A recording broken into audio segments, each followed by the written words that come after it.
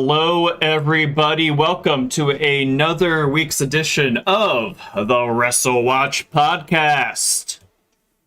Hi there, everyone. How you doing, Ryan? I'm doing good, Doug. It's just a lovely morning here. I went to a local bar for the Liverpool game, Liverpool Sunderland, and it was nice. They won, so that was good. Good. I'm sitting here waiting for an Amazon delivery. Mm. My wife is a gamer. I am not. Oh, I do not really play the video games, but gaming. she was asking for a capture card Oh, so that she can stream stream. her PlayStation on the Twitch. Twitch shows. So I got one of those external ones, the Elgato, I believe it is called. Mm. So that should be coming soon, but I'm just sitting around waiting for that. So I'm not going anywhere today. Well, you might have to go and to get that card, and I will vamp like I've never vamped before during that time. It's been a mostly quiet week, I think, for WrestleWatch, but like there have been a few heavy hitter things that have happened in the past week. Obviously, last week we talked about Tam Nakano with the loser leaves Stardom match. We'll give a quick update on that later in the show. Of course, WWE had their Elimination Chamber event in Toronto. Any hot takes on that from you?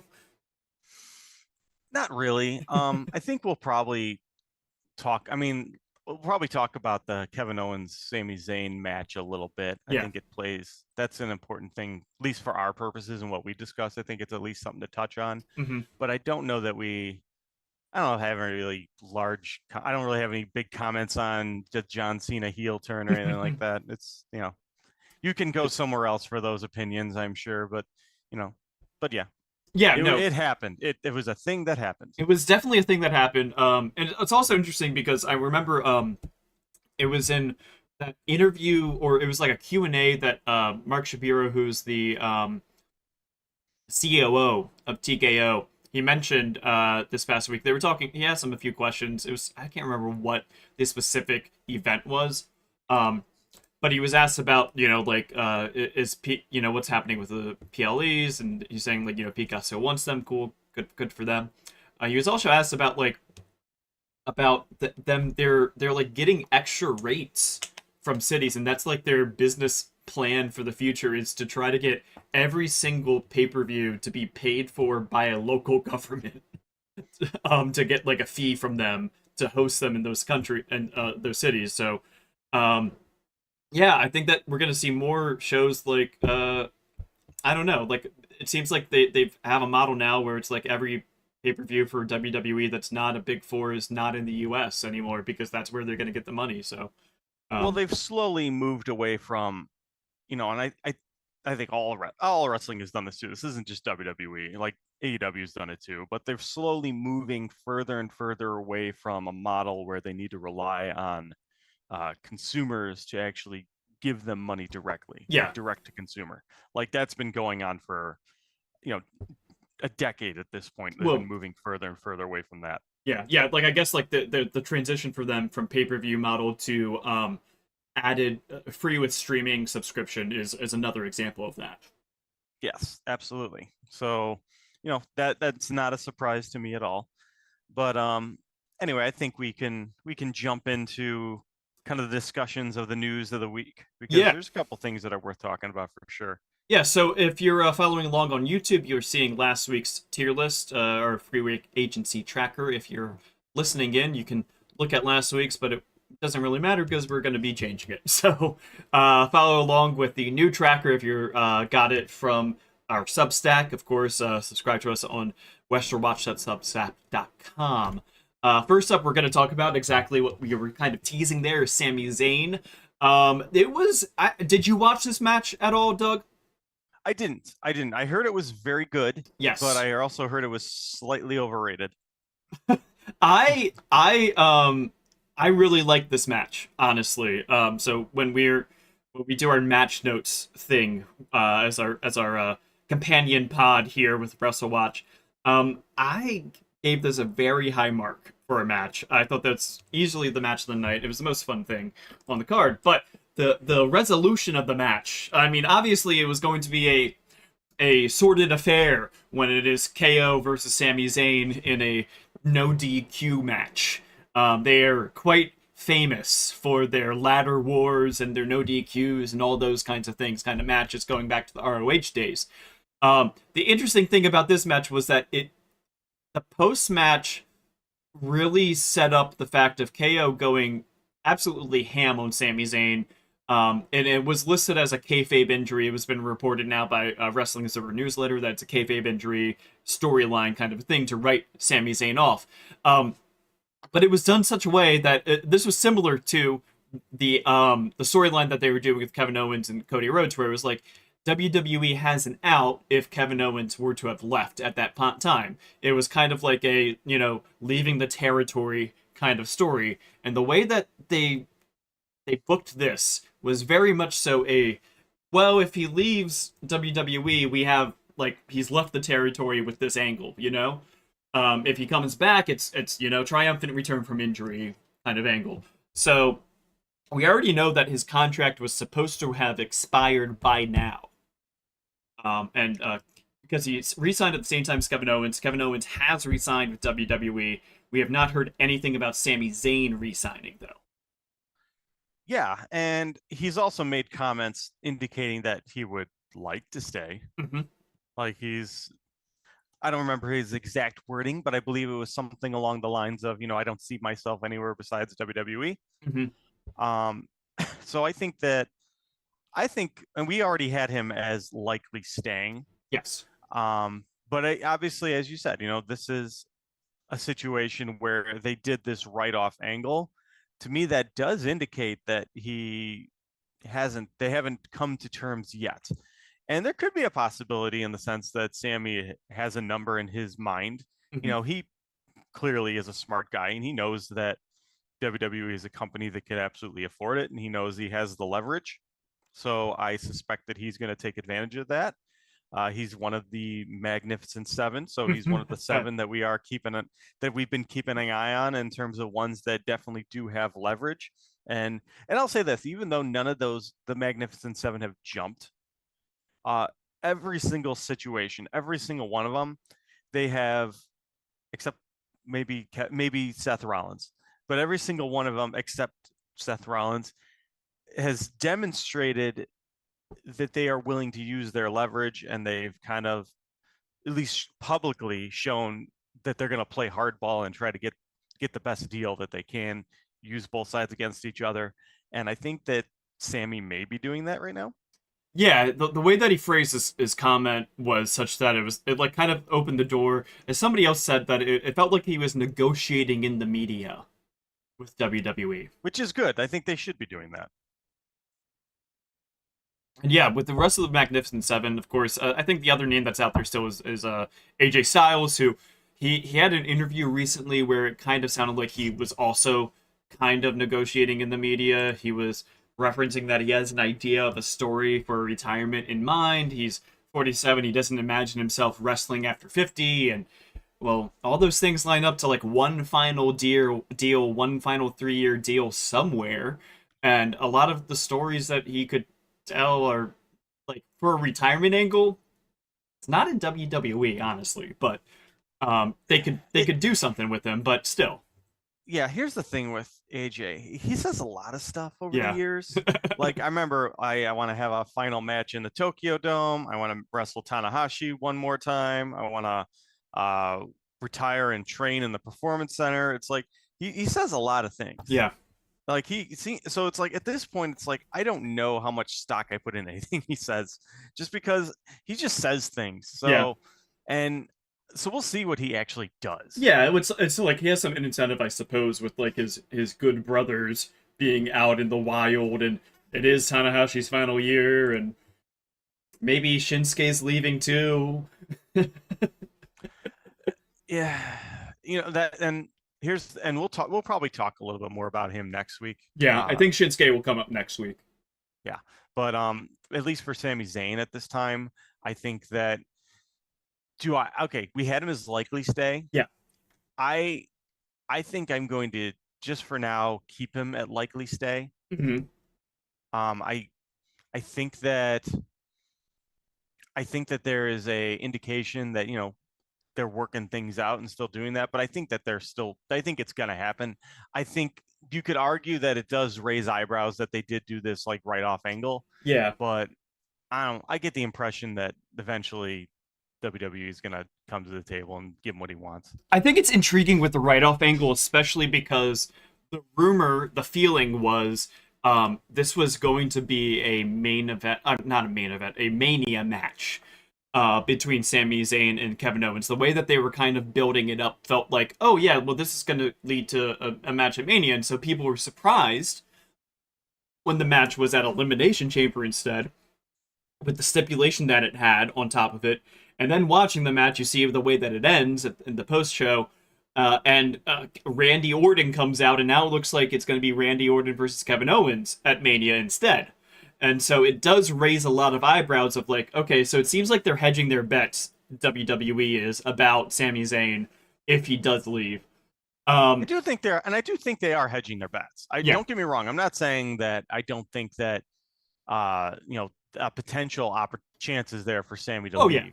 Yeah. But, it just, but I, yeah. yeah.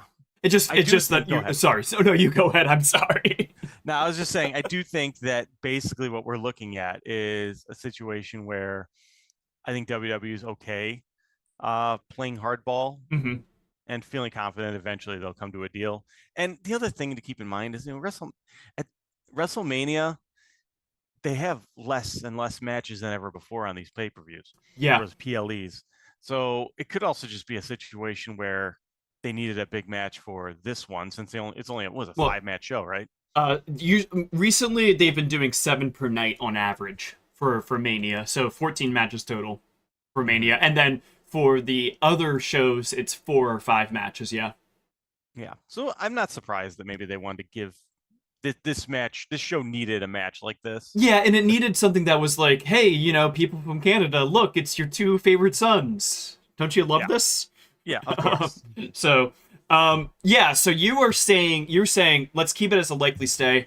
I'm feeling move it up just one little inch of a tier up to lean stay, just because it feels like that WWE is cognizant of this.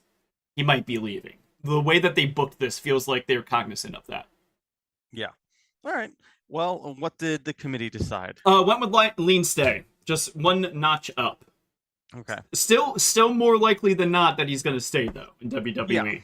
I think that's the important thing. It's like we feel that they're eventually going to come to terms and come to a deal, but I can understand. There's a lot of stuff happening right now with them kind of like holding, just waiting to see what happens. So I'm fine with moving up to lean stay. I wouldn't go higher than that. Oh yeah, no, I wouldn't either. It's not toss up whatsoever yet. I think that the factors for him at his age, and also with Kevin already re-signing, is kind of, it feels like it's gonna be a stay still. Yes. All right. Next up is a hot one. Yeah, jumping over to Japan. We need to talk about Gabe Kidd. Yeah, it could be somebody that's jumping back over to America, even, as he was trained in the LA dojo, if memory serves, by Shibata. Yeah, so Gabe Kidd is there are a number of people every year with New Japan that they don't get their contract re-signed until around March. It's not uncommon that this happens. However, it has been interesting that Gabe has been picking up some per appearance slots with AEW of recent. The photo that you see here is from the Phoenix show a few weeks ago. He had a backstage segment as well the following night, or the following week's show. He is in. I've not seen the New Japan Cup match from today, so I'm not sure what the result is.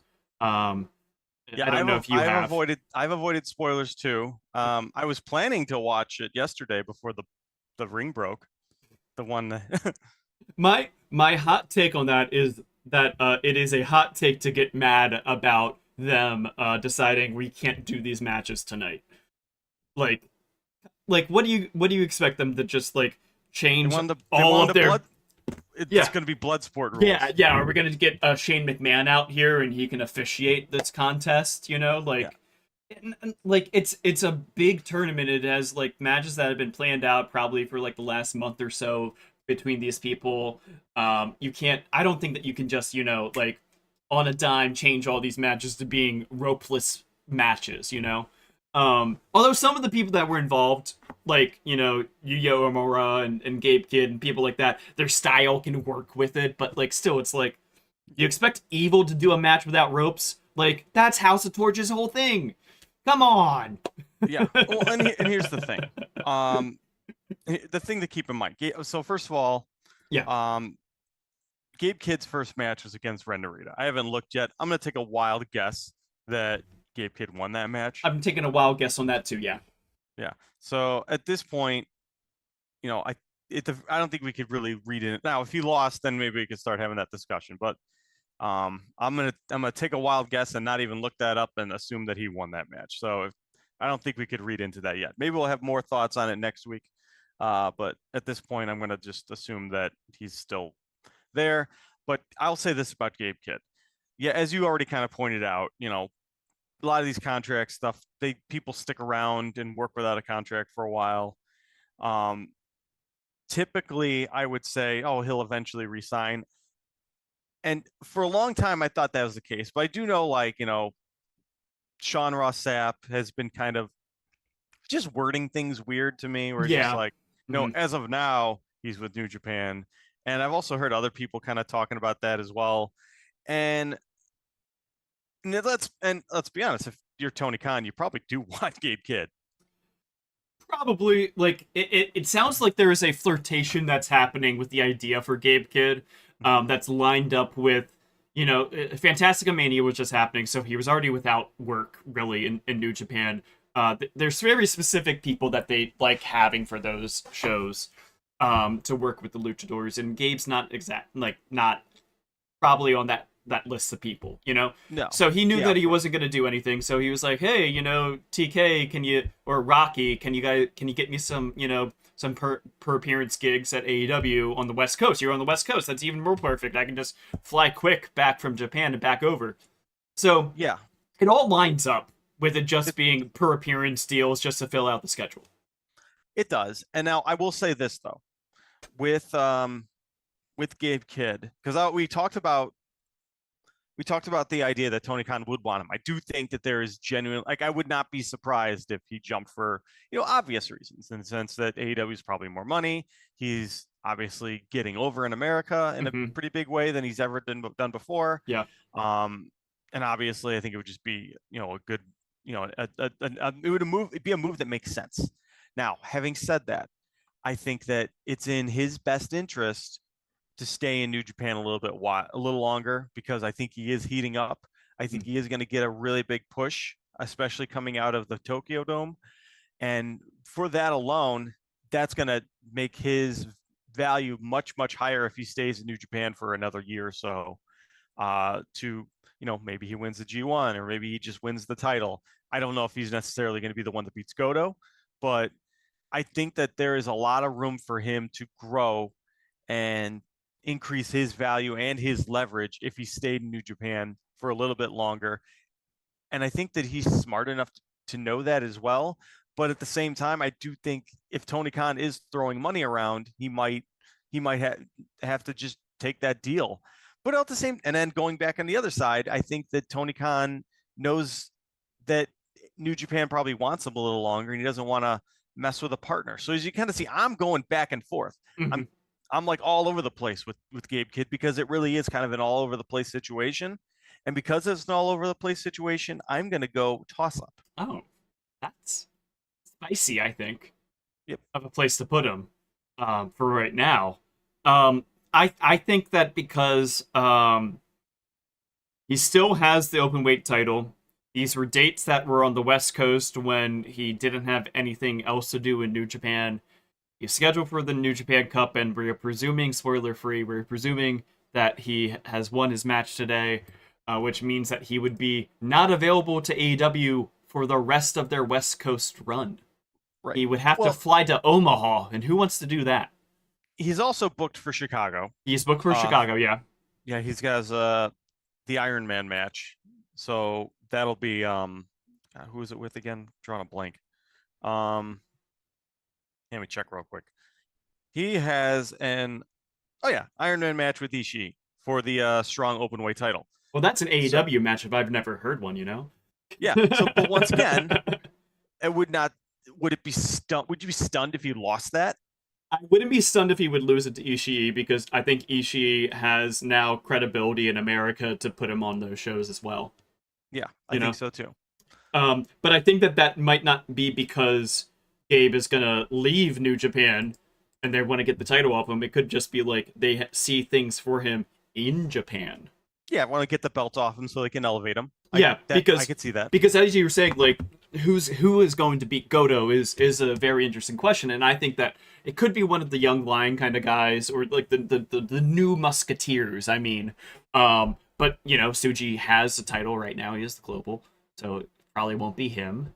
And Shota seems like he's still in his descent angle, so it probably won't be him unless he goes full heel. And we'll see where he. Rent's probably not gonna get to him. And Yuya is possible, you know, but like I don't think that he's ready yet to be the world champion. So like then you got Gabe Kidd essentially as your next up. Yeah. Or you give it to Horseshoe Tanahashi. They could. Or they could. Or Takeshita. You know? Yeah. Yeah. So I'm still sticking with toss up because okay. I will agree with you that I think that there is all the reason in the world for him to stay. It makes the most sense for him to stay for so many reasons. Yeah. But I also acknowledge that money talks. Wait, no, I thought no, use the other one. Use the other catchphrase. Money changes everything. Money changes everything. Yeah. Can't stop the money train. What was it? You got hell to pay if you mess with Monet. That's the other one, right? Man, so many catchphrases. You know, you would think I would know these because she says them at the same thing every week. She says the thing every week. I'm feeling safe stay, so how about we split the difference on that and put him as likely stay for now. Okay. I am. So that's good. All right. Who's next? Rey Fenix.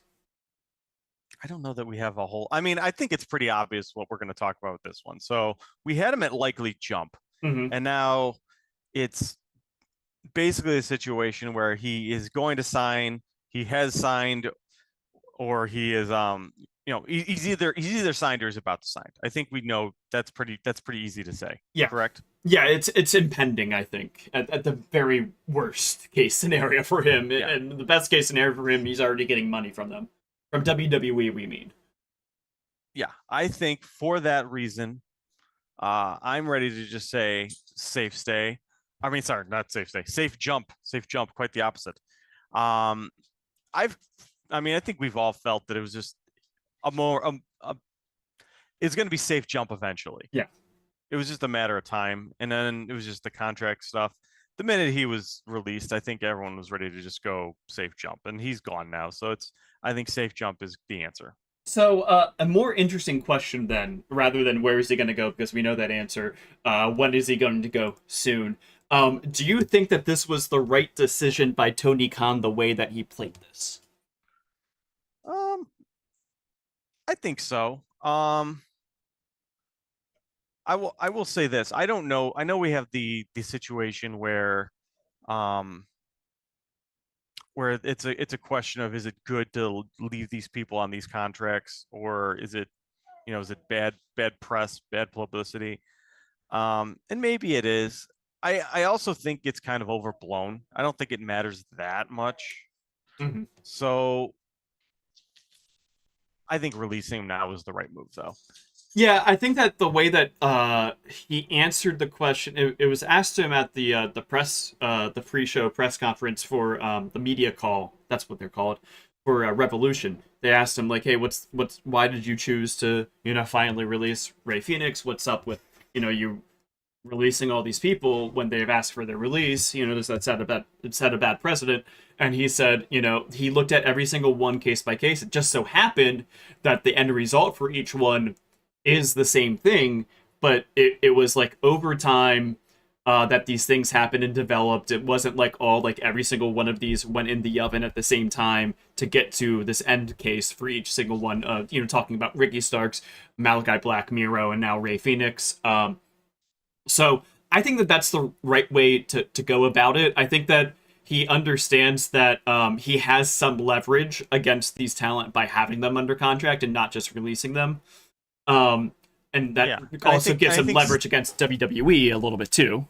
Yeah, and I think staggering them out and doing it on an individual case by case basis makes sense. Yeah, and I think also with it is that it will free up some space on the roster and the salary, because like these people weren't being used anyway, so it's not freeing up space on the card, but it frees up some salary to sign people that you want to be there, and you want to be there as well.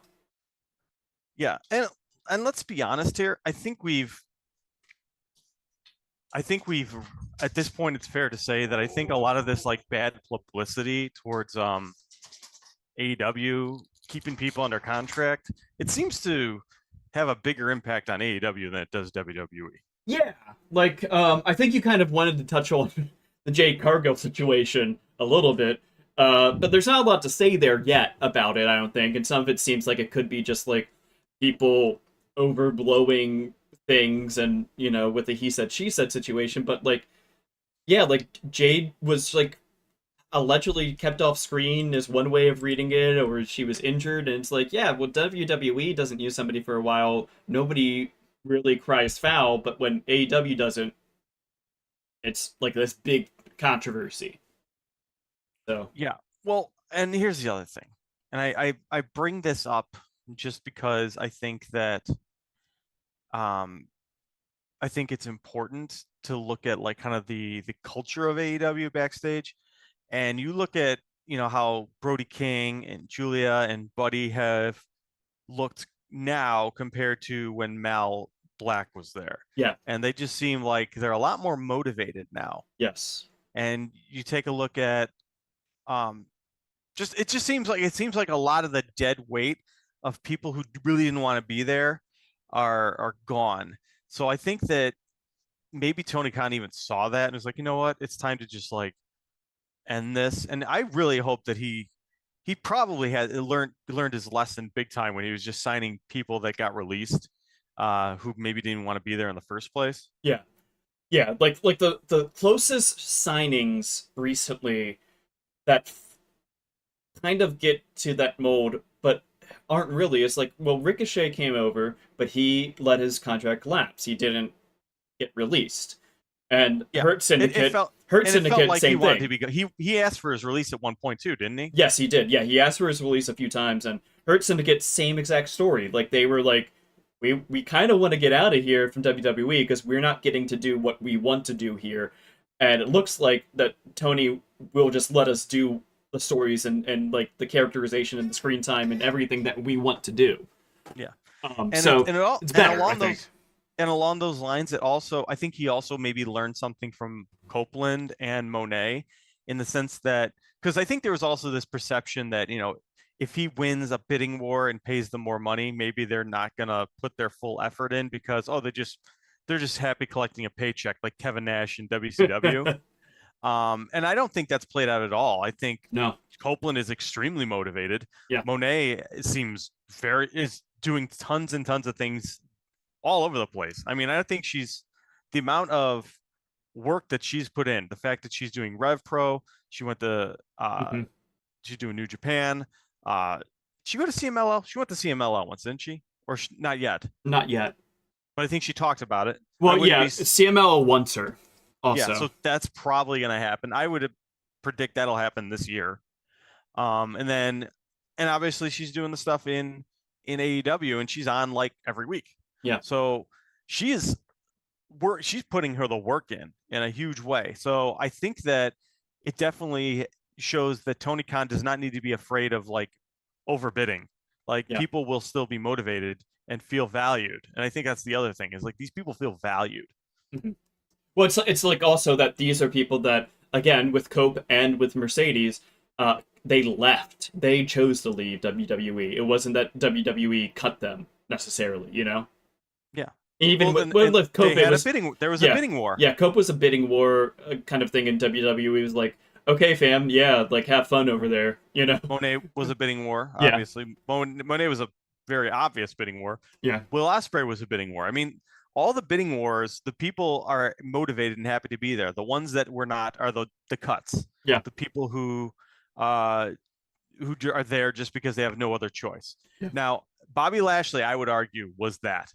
He was cut, and I don't know if it was necessarily clear that was his first choice, but he's so far as he's worked out. No, Bobby's contract lapsed. Sheldon got cut. Right, but I'm saying there wasn't like a bidding war. Oh yeah, yeah, yeah. Like yeah. It was just like WWE doesn't want to even deal with this. Yes, so it wasn't a situation where they chose AEW over WWE for the money. It Yeah, was just WWE wasn't interested. yeah. So I'd argue that's similar.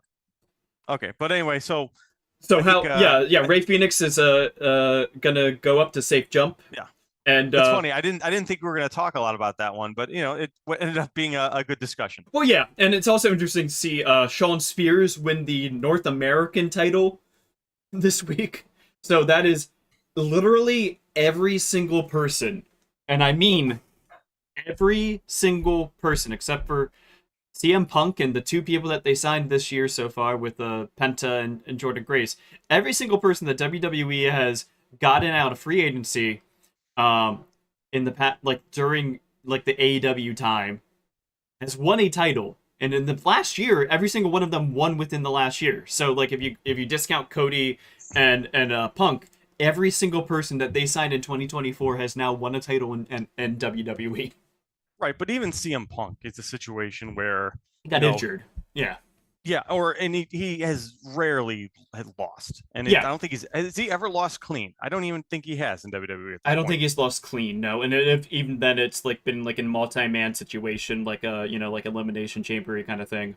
Yeah, and he hasn't wrestled a lot. Like he has very limited matches. I feel compared to like when he was in Yeah, AEW. yeah, no, he was a workhorse in AEW for for most of his time, actually. Yeah. Yeah. So yeah, like it's interesting because it's like yeah, like so that's like the thing that WWE is seems to be using as the carrot is well, if you come here either from AEW or from an associated promotion, or you could have gone to AEW, we will give you a title reign. It's not just a Mania now. Like that's like the prestige of Mania. It's like oh, well, you're a prestigious WWE champion, Lexus King, with the Heritage Cup. It's true, and yeah, that's what's probably they're selling to every single one of them. They've done a. You could tell they're trying to send the message to AEW talent that we will treat you right. Yeah, and even Andrade, who's kind of been a joke, a punching bag, they gave him a belt. Well, yeah, the Speed Championship is no joke. Yes. That's what, but still, the fact is, it's like they have not like brought anyone over and just like ignored them. Yeah, exactly. Yeah, they haven't just gone straight to mid card fodder quickly, or just to like jobber status quickly, or anything. Like every single person they gave the time of day. Yeah, which once again, I've brought up this point before, which is I think it's smart to do that. But at the same time, they need to understand that this is a double-edged sword, because what you are doing is you are sending a message to the people who didn't come from there that it's like, oh, okay, so if I want to push, I got to leave.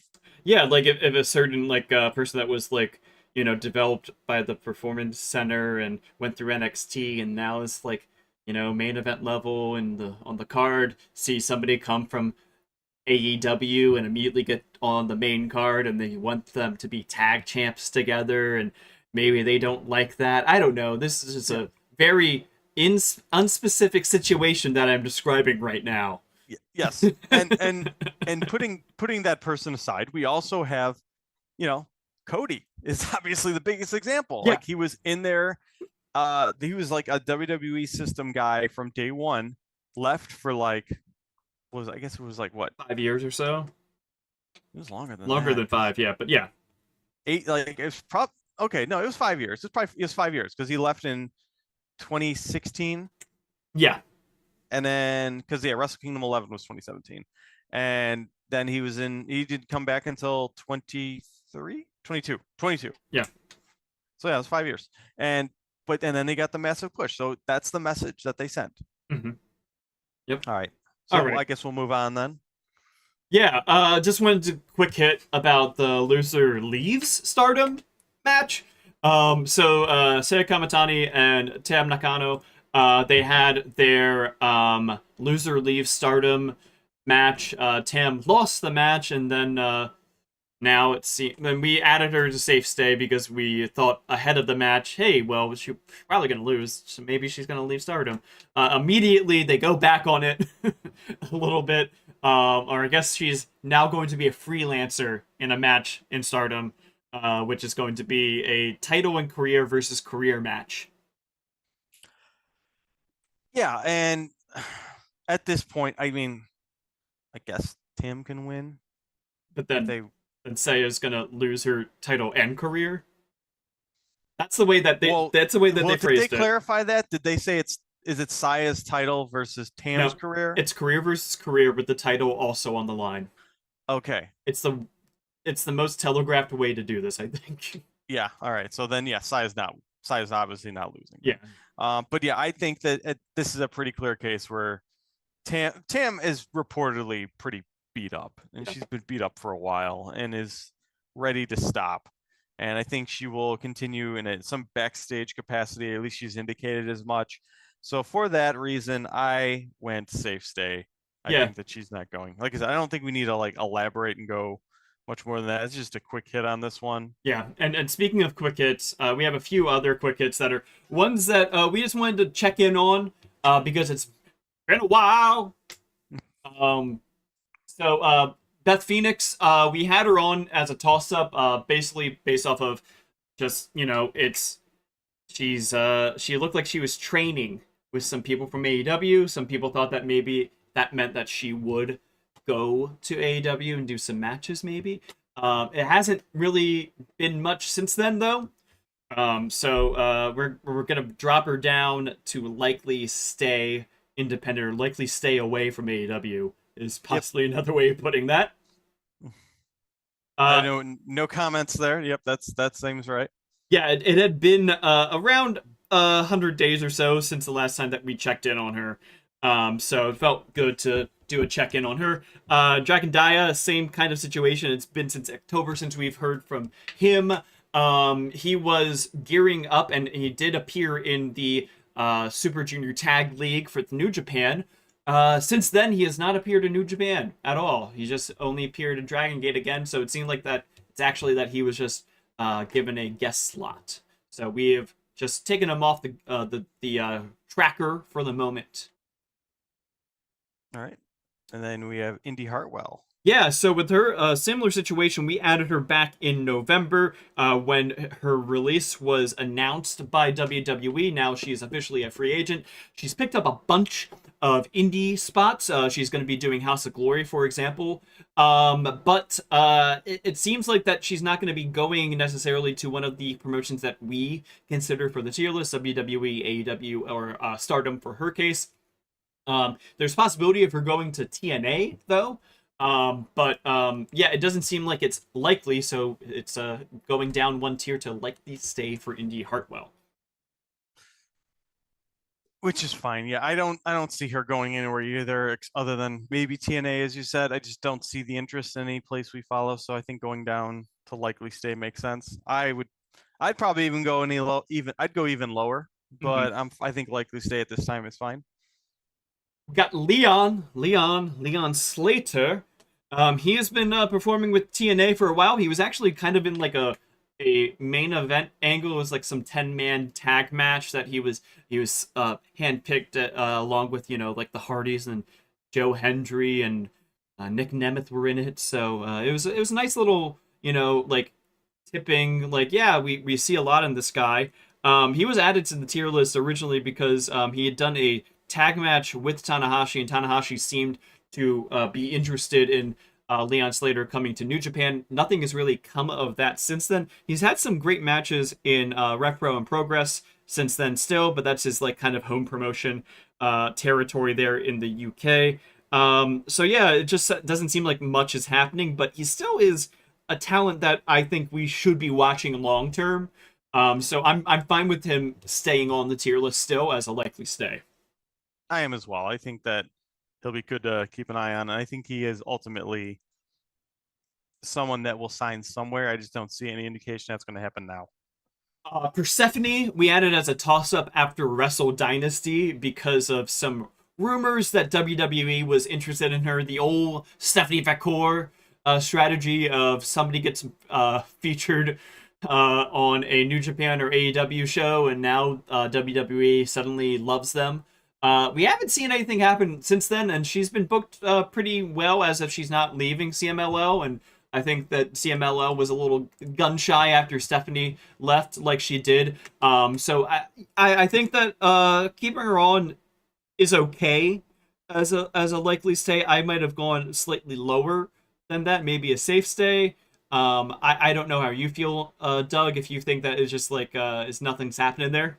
Yeah, I think I'll be honest. I think that us putting her on there, I think that the committee got a little trigger happy after the Vicar incident and suddenly thought that, they thought this was going to be that all over again.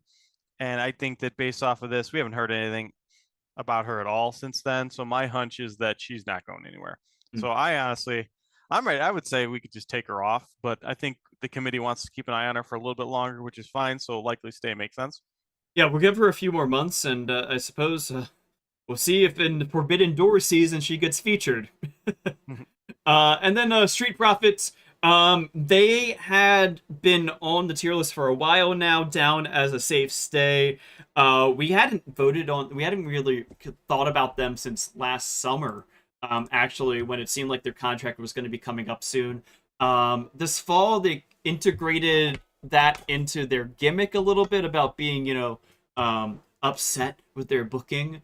They seem to be on track to possibly be featured in one of the trademark multi-tag team matches at WrestleMania, which is a non-booking in my opinion, to be slotted like that. That's breadcrumbs booking for somebody like that. But yeah, it doesn't seem like they're gonna leave. I was fine with taking them off because it just doesn't seem like anything's happening there. I don't know how you felt, Doug, but the committee wanted to just keep them on for now. Yeah, I was ready. I think that at this point, I think we would have heard something by now. Yeah. And the fact that they're still getting booked on like they're still getting booked kind of says a lot. So I think I'm fine with safe stay. Anybody else that you wanted to cover when we now we're looking at the current, new, and improved free agency tracker?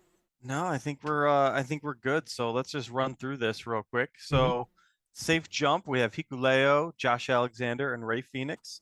Likely jump, we have Malachi Black and Nikki Bella. Lean jump is Zilla Fatu, Ninja Mac, B Priestley, and Miro. Toss up is now Michael Oku, Baron Corbin, Cedric Alexander, the Good Brothers, and Kevin Knight. Lean stay is Joe Hendry, Samantha Irvin, who was mentioned this week, by the way. Oh yeah. Tegan Knox, Matt Cardona, Mina Shirakawa, and Sami Zayn. And then likely stay, which is now the biggest tier.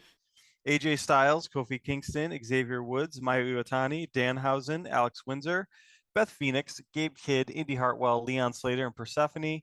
And then safe stay is Sari, Utami Hayashishita, Hook, Street Profits, Shinsuke Nakamura, and Tam Nakano. Yeah, I think that there are a few names that we'll review again next week. It seems like those New Japan adjacent names in WWE, AJ Styles and Shinsuke might come up. Yeah, I think so too. And I could see us maybe it's time to start looking at some of the people who, I mean, we always look at the people who've been on here a while, but I'm thinking someone like is it time to talk about Utami? It's possible. I like legacy names like that a little bit. But I think it might be around that time to consider whether or not we want to keep her on term. Yep. All right. So with that, then I think we've gone everything. So thank you very much, everyone. Yes. Thank you, everyone. And as a reminder, if you want to be participant with WrestleWatch. We do accept nominations from our community. If you subscribe to our Substack, WrestleWatch.substack.com, you will get an email with a link to our nomination form. If you would like us to review somebody and reevaluate their position on the tier list, you can get on board with that. And we have a comment here from TC in chat. AJ may have caught the Fed brain. That is also a possibility, because he did mention, like, when he was like, oh yeah, I have an idea for a retirement, he did mention the Boneyard match with Undertaker as, yeah, like, we got a resolution, so it's possible. He died.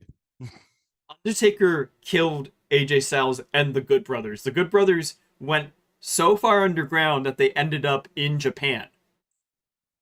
Facts. That's what happened. That's what happened. So with that, thank you all for listening to WrestleWatch this week. All right, so I am Doug. I'm Ryan. Good night, bang, and goodbye. Moi? I don't. That's not the order, is it? No. Stay spicy, everyone. Stay